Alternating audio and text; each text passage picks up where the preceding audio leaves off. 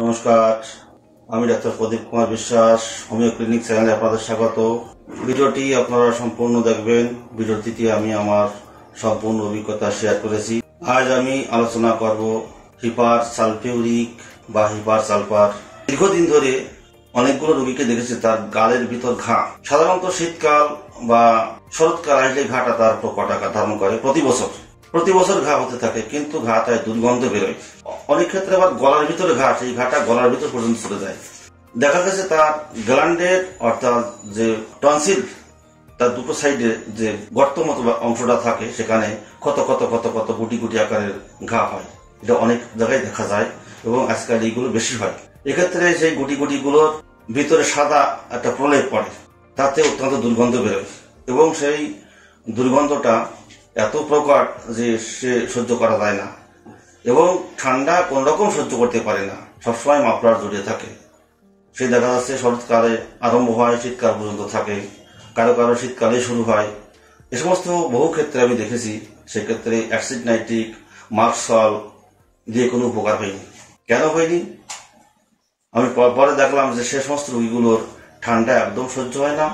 দুর্গন্ধ acid nitric আছে, কিন্তু হিপার সালফারের দুর্গন্ধ আলাদা টাইপের, কারণ এর ঠান্ডা সহ্য হবে না এবং এরা স্ক্রোফলা ধাতুগ্রস্ত। এই জন্যই এদের স্ক্রোফলা দিয়ে সেগুলো অনেক ক্ষেত্রে বা অনেক রোগীর ক্ষেত্রে আমি উপকার পেয়েছি এবং ভালো ফল। তারা এখন সুস্থ আছে, তাদের আর কখনো শরৎকাল বা শীতকাল আসলে তাদের আর সমস্যা আসে না। এটা বহু প্রমাণ আমার কাছে আছে। কাশির ক্ষেত্রে হিপার সালফার এর ভূমিকা অতুলনীয়। ঘুংড়ি কাশি তাকে বলে, ঘুংড়ি কাশি বলে। ঘটঘট করে যে কাশিটা হয় তাকে বলে ঘুংড়ি কাশি।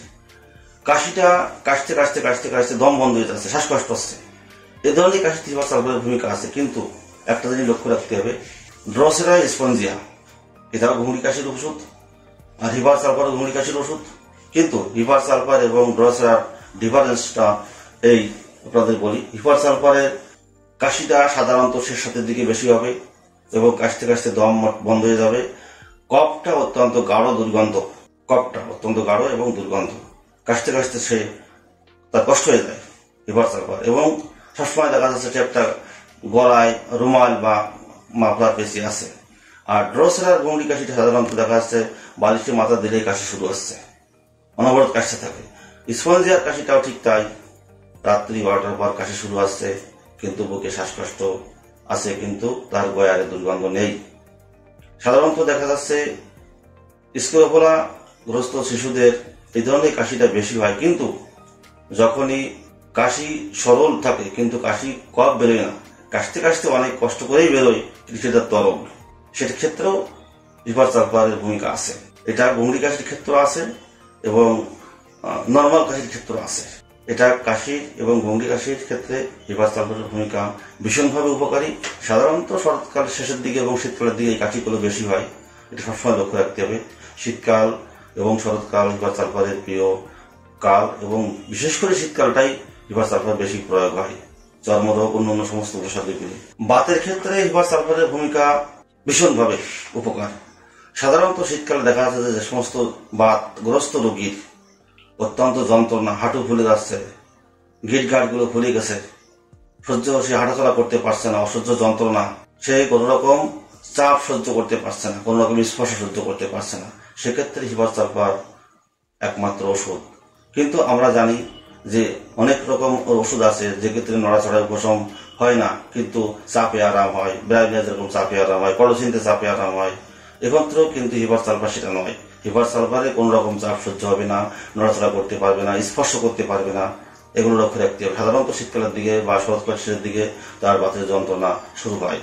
তা সবসময় সমস্ত রোগের বিষয় বা রোগের ক্ষেত্রে দেখতে হবে হিপার সালফার কোন রকম স্পর্শ সহিষ্ণু, কোন রকম চাপ সহ্য হবে না, ঠান্ডা একদম সহ্য হবে না, এক্ষেত্রে হিপার সালফার একমাত্র ওষুধ এবং এর ভূমিকা অত্যন্ত গুরুত্বপূর্ণ।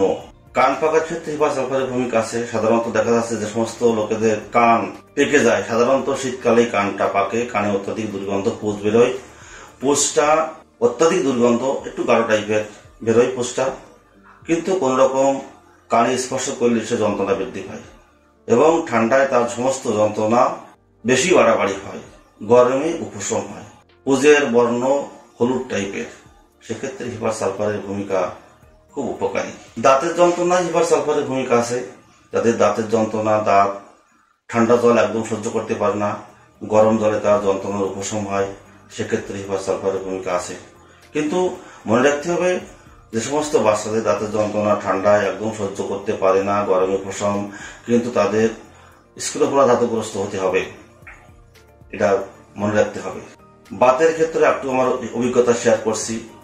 আমি অনেক পেশেন্ট দেখেছি যেগুলো শীতের প্রথম দিকে বা বসন্তের শেষ দিকে তাদের বাতের যন্ত্রণা শুরু হয়, গিটগাট, হাঁটু ফুলে যায়, তারা নড়াচড়া করতে পারে না, কোনো রকম স্পর্শ সহ্য করতে পারে না, তারা যন্ত্রণা ছটফট করতে থাকে, চাপ সহ্য করতে পারে না, কাউকে কাছে আসতে দেয় না। অনেক রোগী দেখেছি।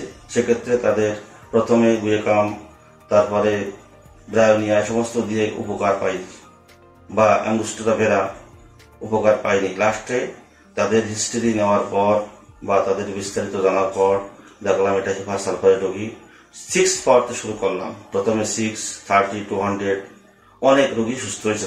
তারা এখন ভালো আছে, তাদের আর কোনো যন্ত্রণা নেই। কিন্তু আর্থ্রাইটিস বা অস্টিওআর্থ্রাইটিস ক্ষেত্রে হিপার সালফারের ভূমিকা বিশেষ উপকারী নয়। সাধারণত নর্মাল বাত যেগুলো গেটে বাত হোক আর নর্মাল বাত হোক, সেক্ষেত্রে হিপার সালফার খুব সুন্দর কাজ করে। এটা আমার বাস্তবিক অভিজ্ঞতায় আপনাদের জানাচ্ছি। কিন্তু যখনই দেখবেন যে আর্থ্রাইটিস, অস্টিওআর্থ্রাইটিস যখন আসবে, তখন হিপার সালফার আসবে না, তখন অন্য সিমটম অনুযায়ী আরো অনেক ওষুধ আছে, সেগুলো প্রয়োগ করতে হবে। কিন্তু যখন দেখবেন সব ক্ষেত্রে তার এগুলো আসে না, নর্মাল বাত যেগুলো আছে, শীতকালে বাড়াবাড়ি হয়, সহ্য করতে পারে না, গরম ভালো লাগে, সেক্ষেত্রে হিপার সালফার সুন্দর কাজ করে। এটা আমার বাস্তব অভিজ্ঞতা আমি দেখেছি। ভিডিওটি ভালো লাগলে লাইক করবেন, শেয়ার করবেন এবং সাবস্ক্রাইব করবেন। নমস্কার।